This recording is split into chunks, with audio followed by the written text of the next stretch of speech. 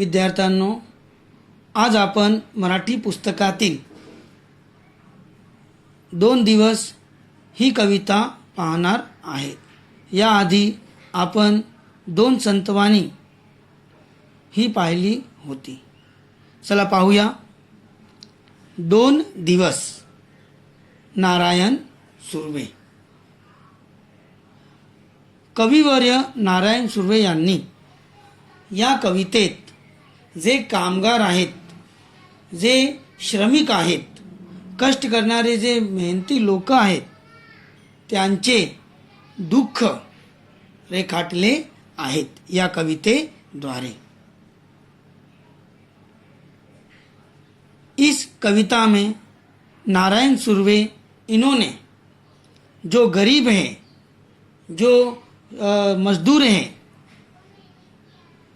उनके जो दुख हैं उसका बड़े ही अच्छे शब्दों में चित्रण किया है. चलो देखते हैं. चला पाहूया. 2 दिवस वाट पाहण्यात गेले, 2 दुखात गेले, हिशोब करतो आहे, किती राहिलेत डोईवर उन्हाळे.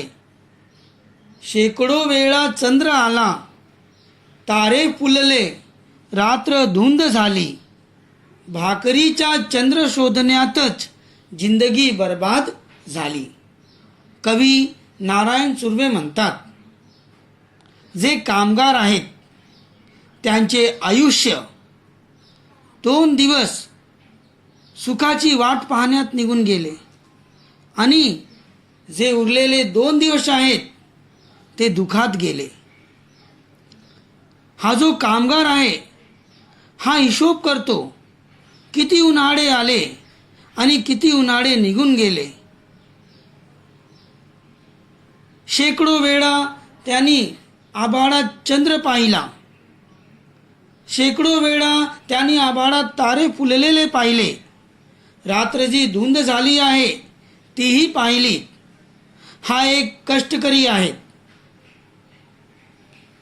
जेव्हा तो आभाळात चंद्र बघतो तर हा चंद्र जो आहे तो त्याला भाकरीसारखा दिसतो. त्याची जिंदगी सुखाची वाट पाहण्यातच बर्बाद झाली. फक्त तो मेहनत करत राहिला, भाकरीचा शोध करत राहिला.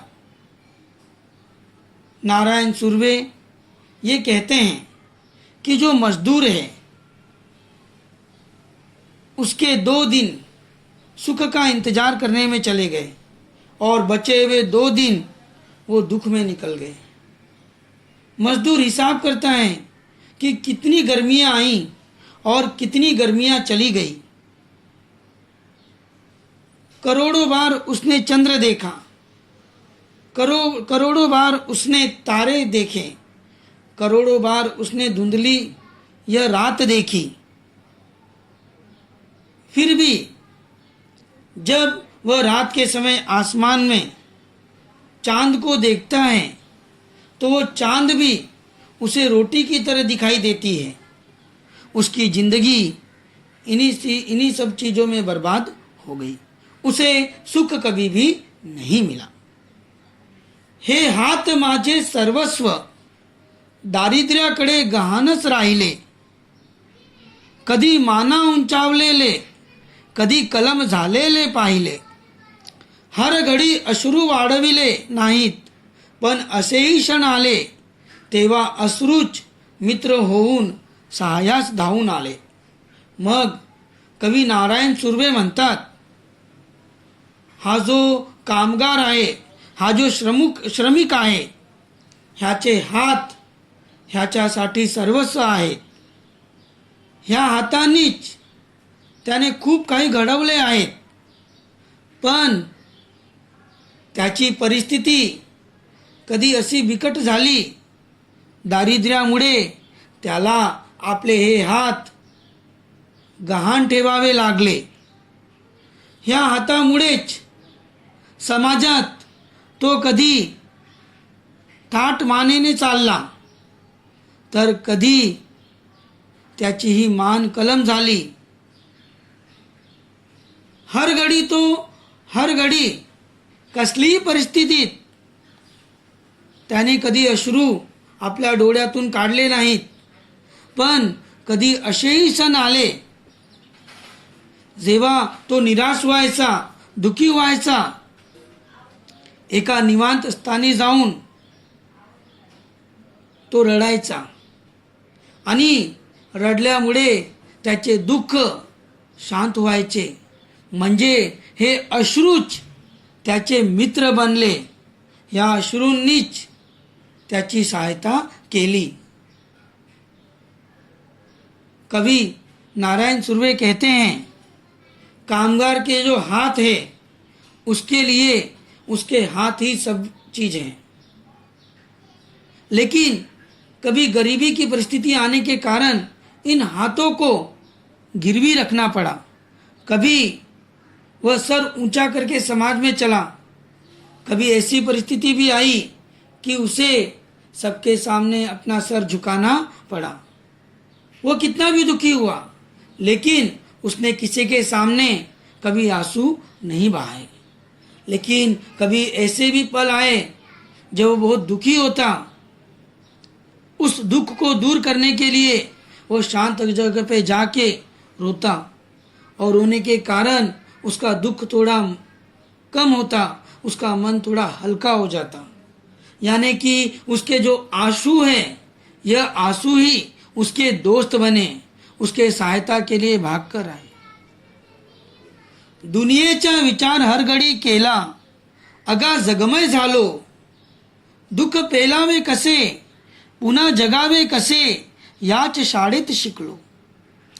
झोत भट्टीत शेकावे पोलाद, तसे आयुष्य छान शेकले. 2 दिवस वाट पाहण्यात गेले, 2 दुखात गेले.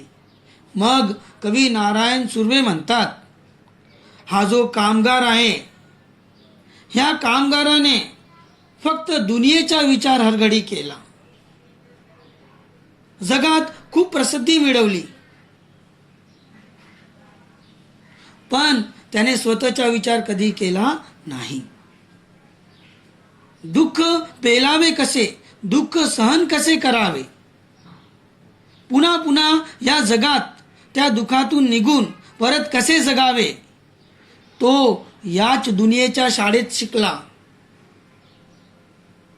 झोतभट्टीत शेकावे पोलाद, तसे आयुष्य छान शेकले.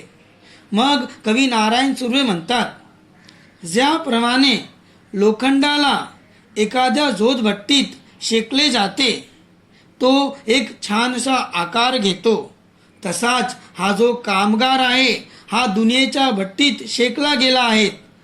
त्याचे आयुष्यही छान झाले आहेत. 2 दिवस वाट पाहण्यात गेले, 2 दुखात गेले. 2 दिन सुख का इंतजार करने में चला गया और 2 दिन दुख में चला गया. यानी कवि नारायण सुर्वे कहते हैं कि इस कामगार ने कभी दुनिया का विचार नहीं, कभी हर समय दुनिया के बारे में ही सोचा, अपने बारे में कभी भी नहीं सोचा.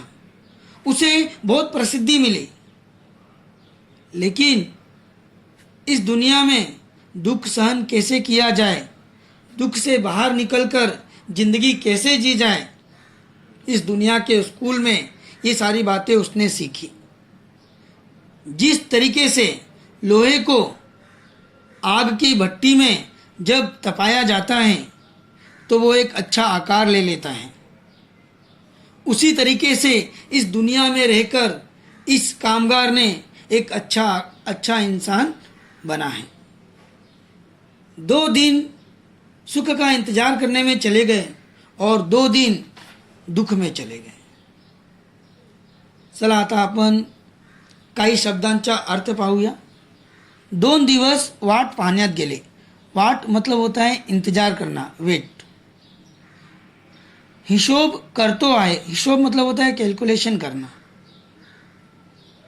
डोईवर उन्हाळे मतलब सर पे कितनी गर्मियां रह गई. डोईवर मतलब होता है सर पे. शेकडो वेळा चंद्र, चंद्र मतलब होता है चांद, मून. तारे फुललेले, तारे मतलब होता है स्टार्स. रात्र धुंध झाली, यानी रात जो है धुंधली दिखाई देने लगी.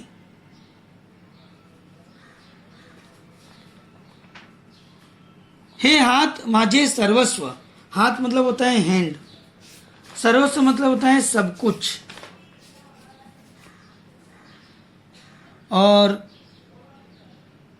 दारिद्र्य मतलब होता है गरीबी, और गहान मतलब होता है उधार, गिरवी। कदी माना उंचावलेले, मान मतलब होता है गर्दन, मान मतलब होता है गर्दन। कदी कलम झालेले पाहिले, कलम मतलब होता है सर झुक जाना या तो एकदम मजबूर हो जाना, उसको बोलते हैं कलम होना। हर घड़ी अश्रू वाढवले नाही, अब हर समय आंसू बहाया नहीं, सुखाया नहीं। पण असेही क्षण आले, क्षण मतलब होता है समय, टाइम। सहायास धावून आले, सहायता के, सहायता, सहायास मतलब होता है सहायता, हेल्प। हर घड़ी मतलब होता है हर समय। जगमय झालो यानी फेमस हो जाना। पेलावे मतलब सहन करना। जगावे मतलब जिंदा रहना।